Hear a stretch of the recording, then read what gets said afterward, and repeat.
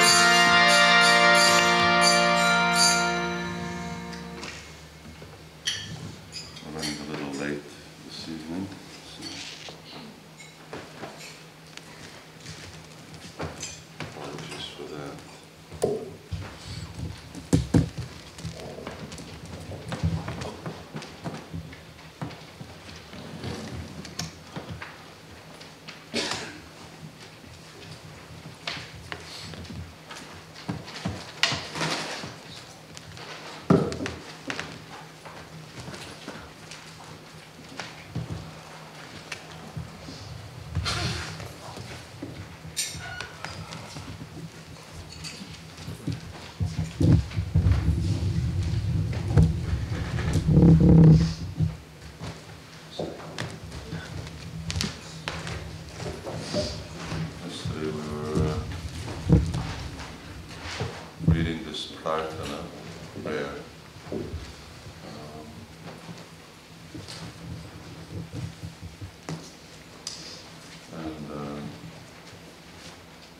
Maharaja has these two books. They're called books.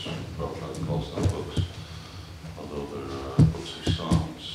And one of them is Prem Bhakti Chandrika, and the other one is Prarthana. Prem Bhakti Chandrika is that's where Guru Vandana comes from, Guru Charana Padma, and it's sung all throughout in the same. It's the same tune, beginning to end, same tune, same meter. And Prarthana is different meters, different tunes.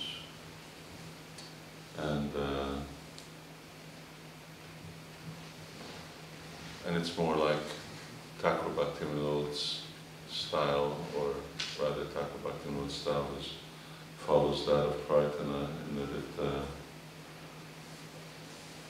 presents different stages of devotional service. They become, Prabhupada says, and Narottam Das Thakur, they put all of our philosophy in the form of songs. And the reason for that was that people at this time, also, but particularly at that time in Bengal, there was one or two cities that you really call cities. They're all village people, generally simple people, except for, of course, places like Navadvip where you had scholars and learned Vaishnavas, and the idea was to actually give Krishna consciousness to them in a way that they were accustomed to, and what they were accustomed to was, which is still very traditional, is poetic and musical renditions of Ramayana and Srimad Bhagavatam. So many other, like Tulsi Ramayana, well, it's not our Ramayana, and different renditions by acharyas, And that was the idea, that because these people are interested in singing, music, so put the philosophy in the form of songs by which they sing it. Obviously they sing it, they come to understand it, and then they follow it. And it was it's a very popular thing, and it was the same process that Bhaktivinoda Thakur also followed. Anyway, in this Prarthana, Lalasamayi Prarthana here now, it means that one is hankering for a desire and offering obeisances to Chaitanya Mahaprabhu and his associates. So he says, Are Kore Nitaijan Karna Vaide Samsara Vasana Kaditu Chahari. Are Kore Nitaijan Karna Vaide. Lord Nityananda is the chief follower of Chaitanya Mahaprabhu. That is according to our line. Advaitacharya, Gadadhar Pandit, Lord Nityananda, you could say they're all in the same category, but from a different point of, different perspective. Of course, Advaitacharya, Lord Nityananda are Vishnu Tattva, Gadadhar Pandit is Shiva Tattva, and Srivas Thakur is expansion of Narayana Muni. So he's a Jiva, Avech, Shaktavech, but he's a Jiva. And when you go to India, you see that in many temples they have Gaur Gadadhar that they worship. And for them, Gadadhar Pandit is the chief follower of Chaitanya Mahaprabhu. There are also those who are in the line of Advaitacharya, and particularly in Shantipur, we go every year in Mayapur to the place where, excuse me, the appearance of Madhavendra Puri, and they have this very big festival over there at Advaitacharya's house, when Advaitacharya, Lord Nityananda, Chaitanya Mahaprabhu were there, and they were taking prasada at that time. So this is just preceding Gaur Purnima. It's a very big festival, thousands and thousands of people come. And the people there, they're very nice. They're in the line of Advaitacharya, they're his followers.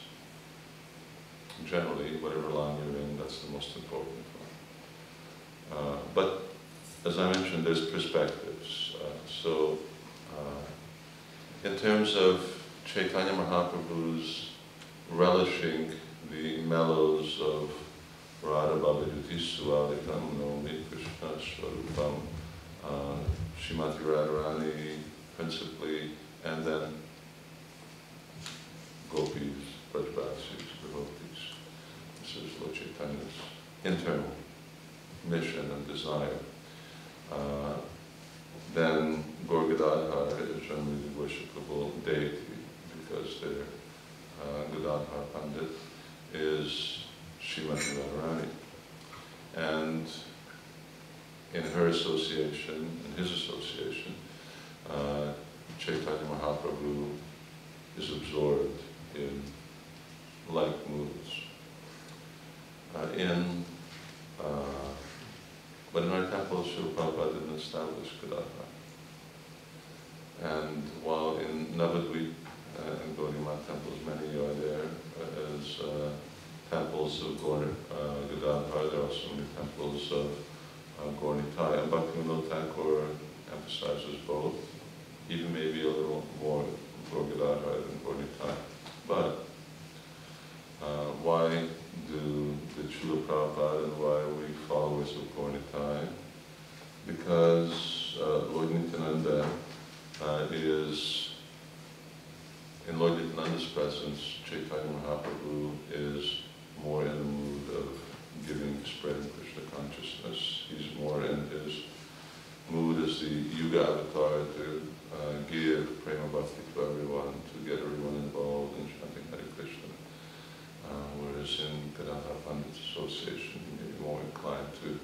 taste the ecstasies of Nam Sankirtan, and to give them.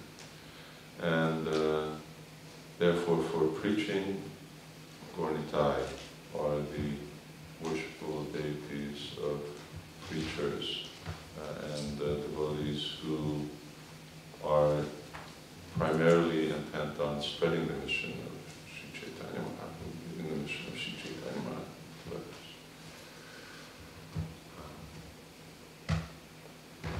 So here it says, Arika Viditachan Karuna Hoite Shamsara Bhasana.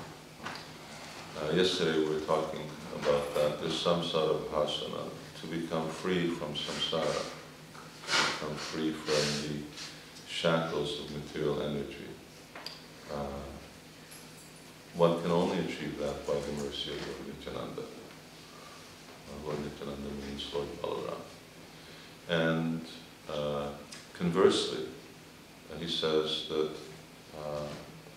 Arikavinitachan Karuna, we're speaking about Nitachan, the moon of Lord Nityananda.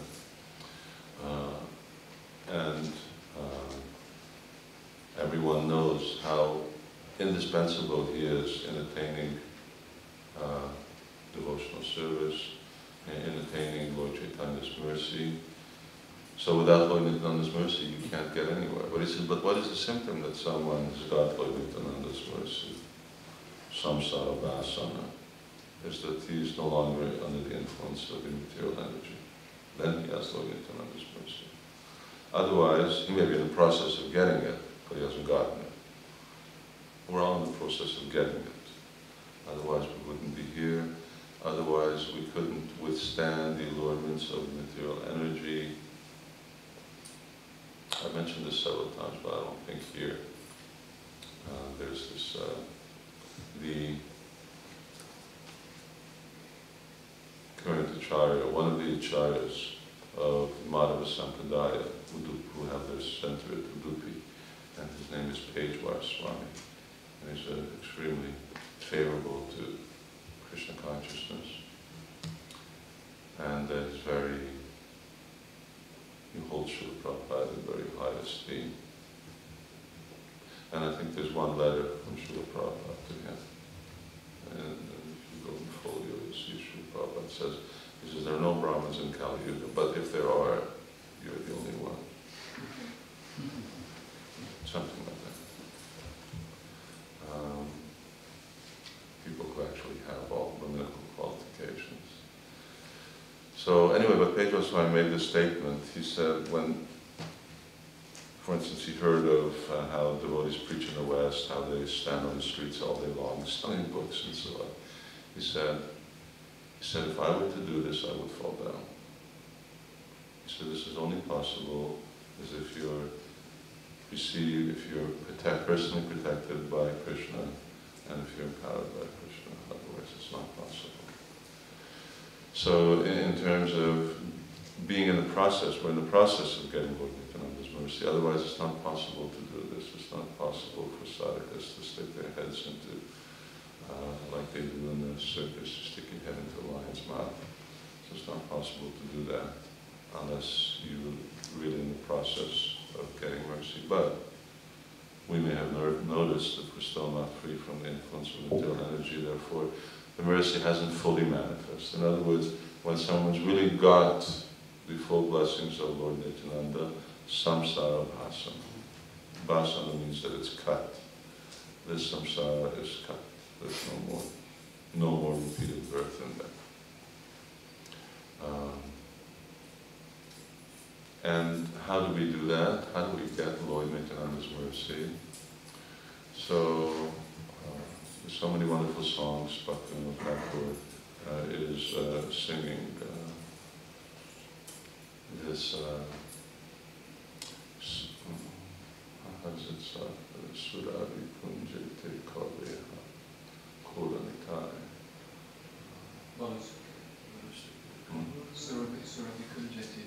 How does it start then?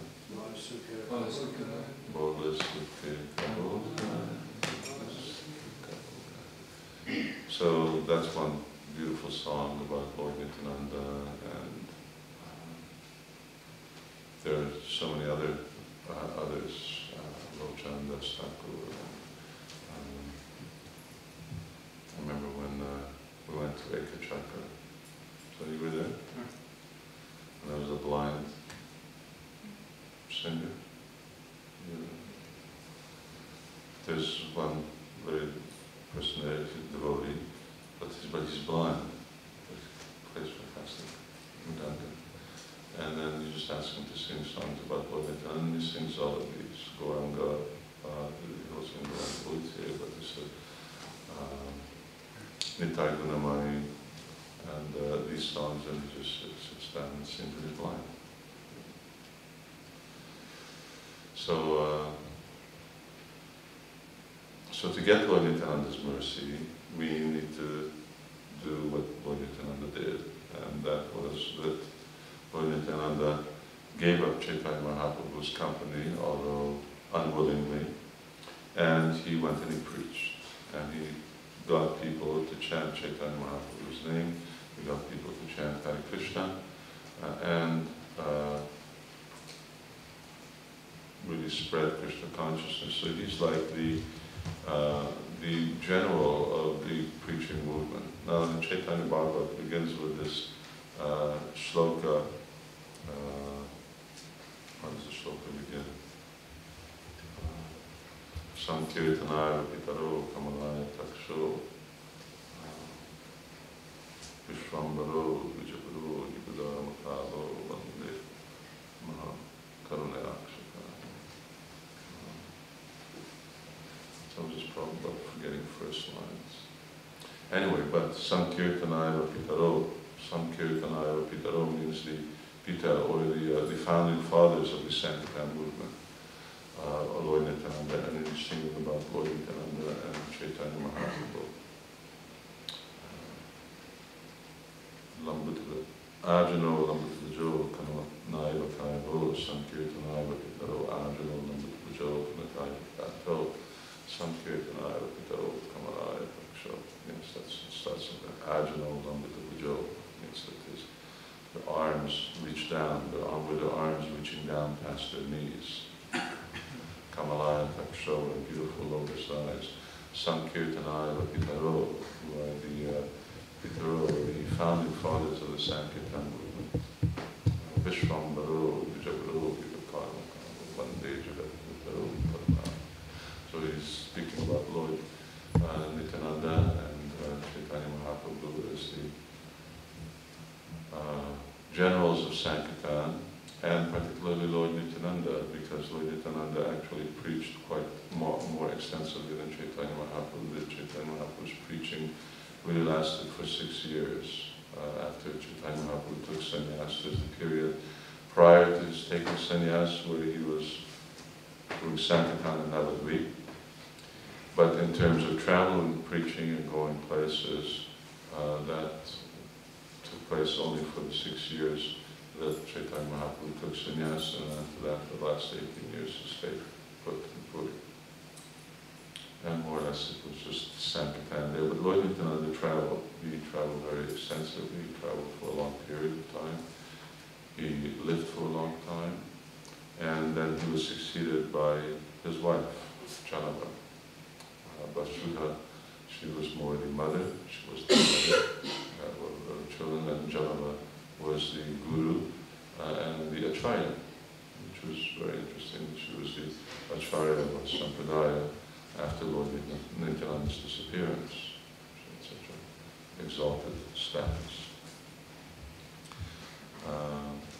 So to carry on the preaching of Lord Nityananda, that's the real business of devotees. And by doing that, one gets Lord Nityananda's mercy. Samsara Vasana.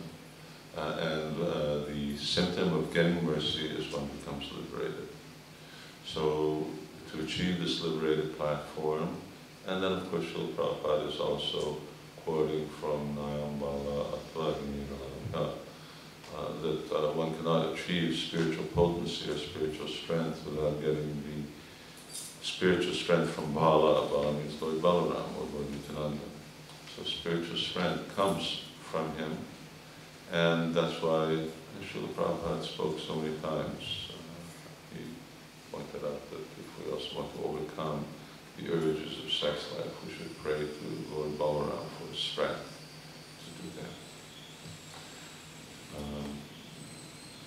And for us, Lord Balaram is Lord Nityananda. He's appeared in this age, and here's the person who we're depending upon. And once one has become liberated, then one can actually enter into Vrindavan, or into the Vrindavan. So then the next shloka says, Vishayat,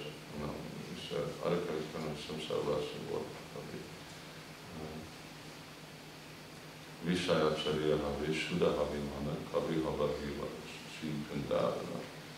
Vishayat Shariya Mana Shuddha.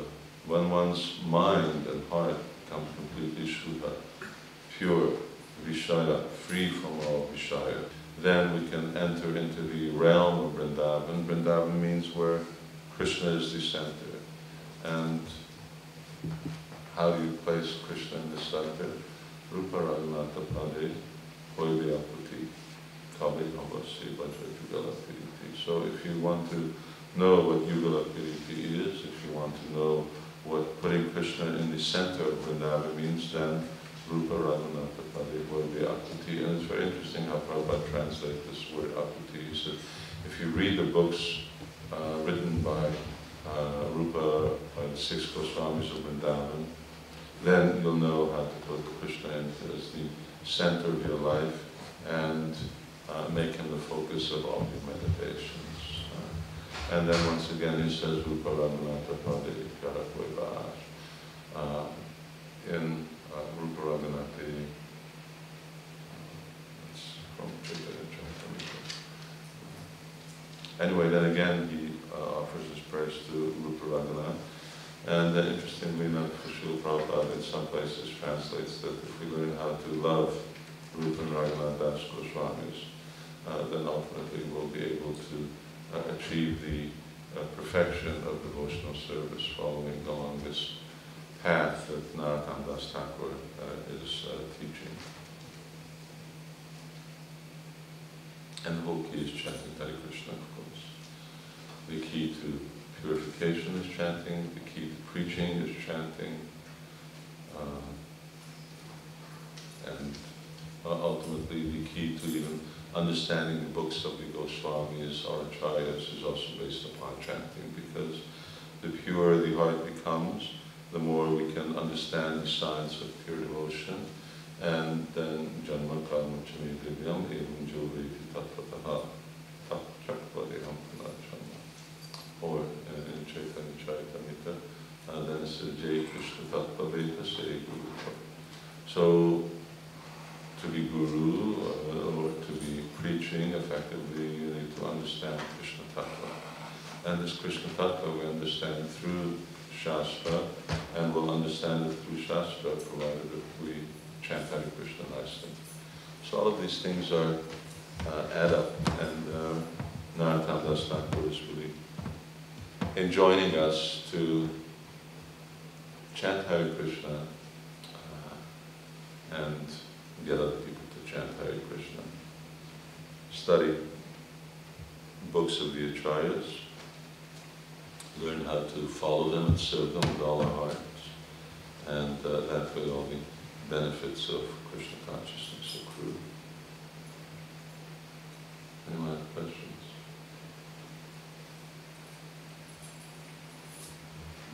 You said it's only how to get the mercy of Lord Nityananda to preach. So I just wondered, sometimes the mind is not very keen to go out and preach. How do we defeat the mind? How do we what? Defeat the mind. The mind doesn't want to go out and preach because it doesn't want to go out and sanctify. How does Well, same way we've been doing it for 25 years. You just keep doing it in the same way. That's the way we do, because it's, I mean, Srila Prabhupada made the statement to, I think it was Bhavananda Prabhu, and he said that Krishna wanted me to go and I didn't want it. He said it's such a bad place. Krishna. Anyway, just go and I'll take care of everything. So, in other words, if we're in a context that he explains it, Bhajan explains it, Prabhupada was talking about, being in the spiritual world.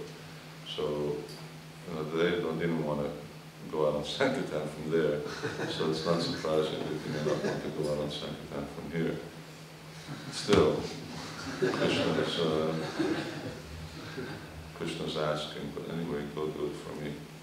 So, in other words, it's nasty business being out there with materialistic people. But that's our tapasya.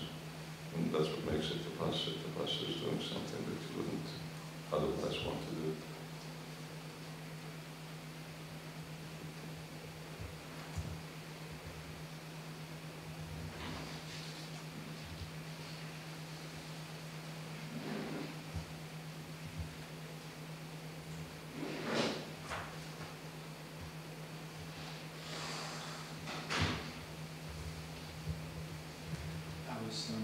Just reading Maharaja's book about chanting Hare Krishna.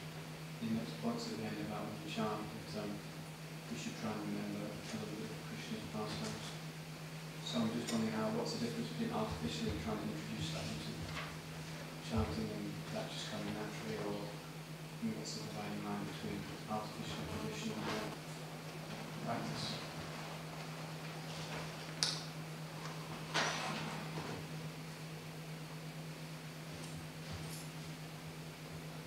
That it shouldn't distract from hearing the holy name.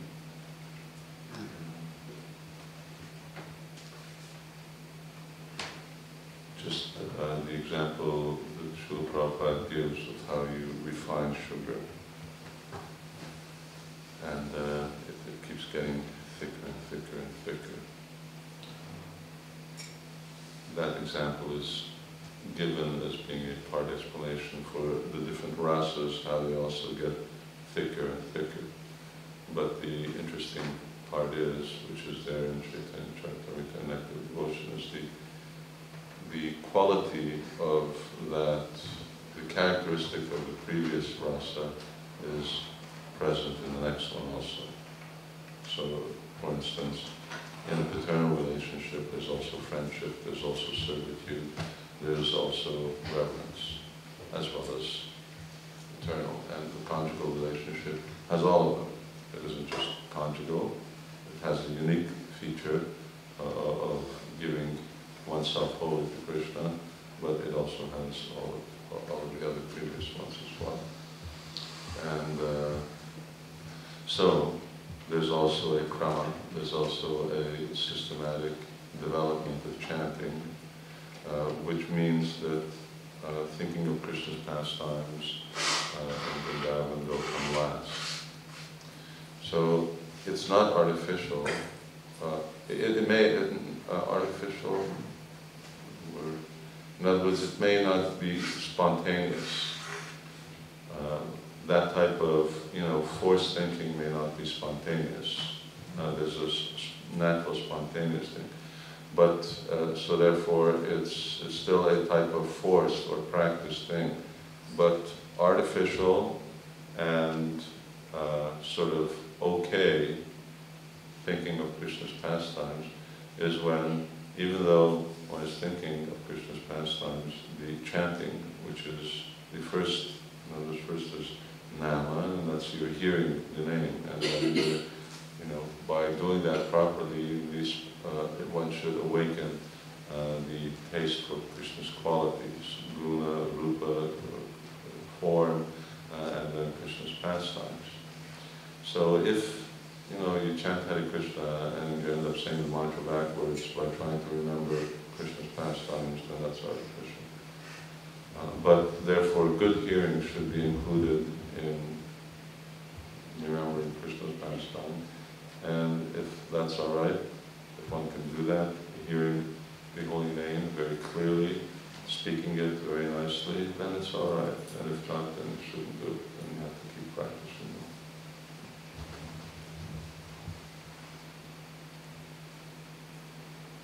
And it's artificial. artificial means that even if you're doing it, it's not happening. Then it will end up becoming offensive because you're inattentive. So the point is that one should always be attentive to the holy name, whatever one's doing. And if you're experimenting, and when you're experimenting, you become inattentive to the holy name, then you shouldn't be made attentive.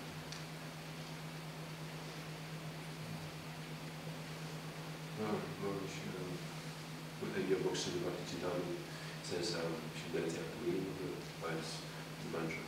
And it seems that Hari refers to Krishna in some parts, and Hari refers to Srimati Radharani in some parts. It just seems very difficult, because unless you change it very slowly, to be able to think of the meaning.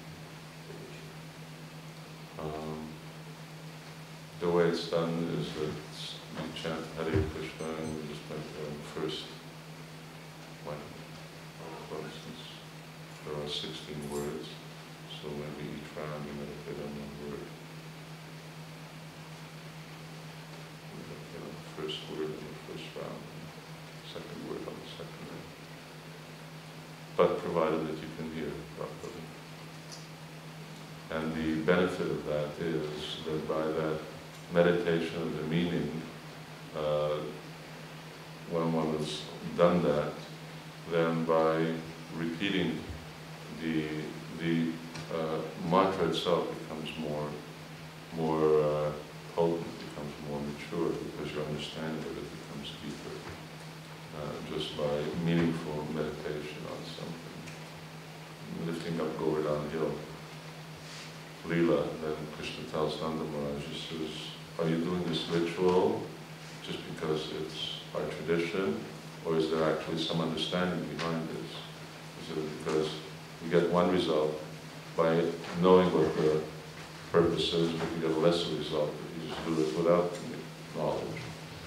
So Krishna points out that a different result of an activity is attained when it's done with knowledge than when it's just done without. So he said, if you want me to engage in this, then tell me what it's about. Otherwise I'm not going to get the result. So then he explained to him with worship and Indra.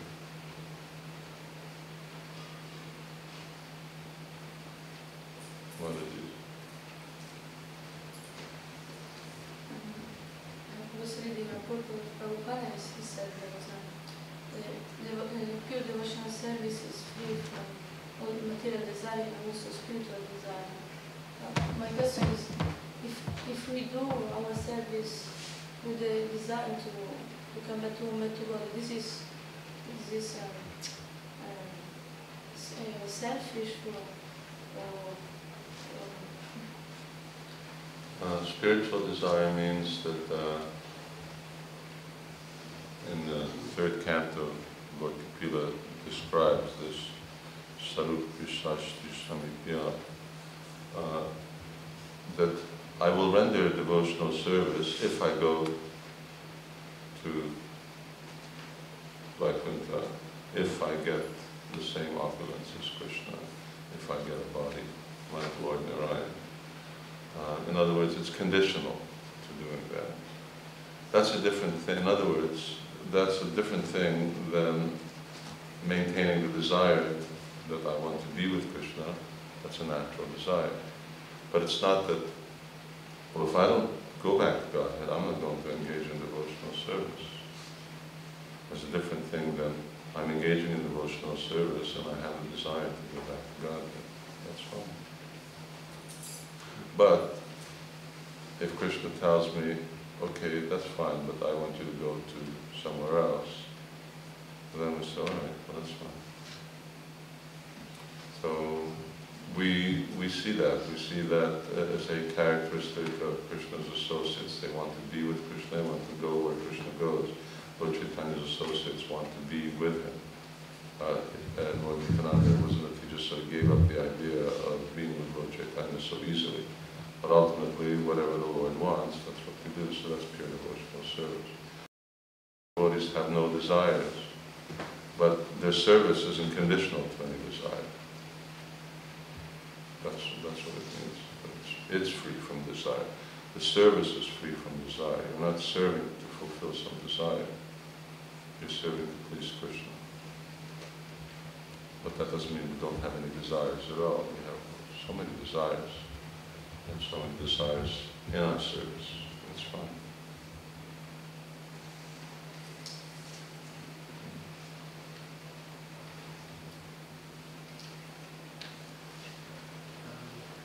In Shastras, Chaitanya says, Kirtan and Sadahari, like we should chant all the time. And since in this neophyte stage, we commit offenses all the time. So it's like if we chant, it's like we're committing offenses like too much. And then is it not going to be like a hindrance to our spiritual progress? No, because we're doing what Lord Chaitanya said. But he said, we should cultivate that mentality. But yes, we should just chant as much as possible. Keep chanting. Of course, everything that we do is related to chanting. When we go out and sankirtan, we're chanting. It's also chanting. When we're taking prasadam, it's also chanting. When we're worshiping the deity, we're having kirtan here, we're also chanting. Because Krishna consciousness movement is meant for spreading the chanting of Krishna consciousness. Everything everyone does is actually chanting, but it has to be done in the right frame of mind. But even if it's not done in exactly the right frame of mind, aparadam, still wants to continue to do it. Because by it one will become purified. So, little children go to school, so they don't know anything. But still, unless you send them to school, they're not going to learn anything. So it's inevitable if they don't know anything, that's why they're going there. And when they learn basic arts, reading, writing, arithmetic, mathematics, then they can start to really get into the serious stuff. Then they can go to university. So, same thing, we should chant without offense, but unless you happen to be especially gifted from a previous life, in order to chant without offense, you have to start by chanting with offense. And that's all right. That's why I said, no, rather you don't. So one should chant without offense, but if you can't, then chant anyway. And the more you chant, the closer, the faster you'll get to offensive chanting.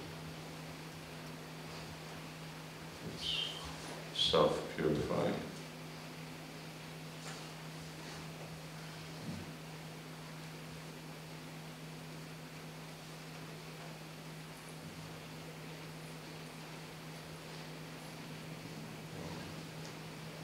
There's nothing else. We'll leave it till tomorrow, and we'll try and be more on time tomorrow. Telephone call. Some traditional.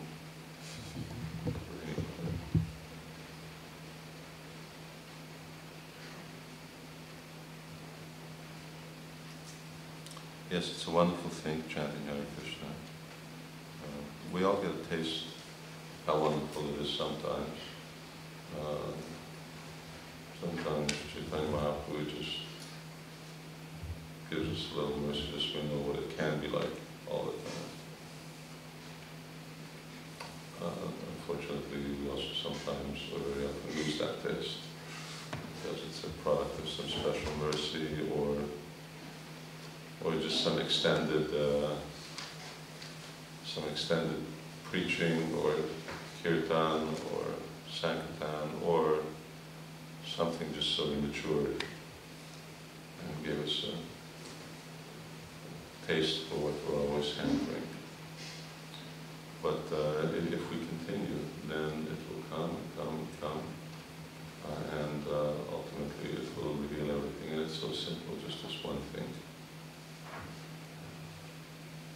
chanting Hare Krishna. Okay. Srila Prabhupada ki Jai.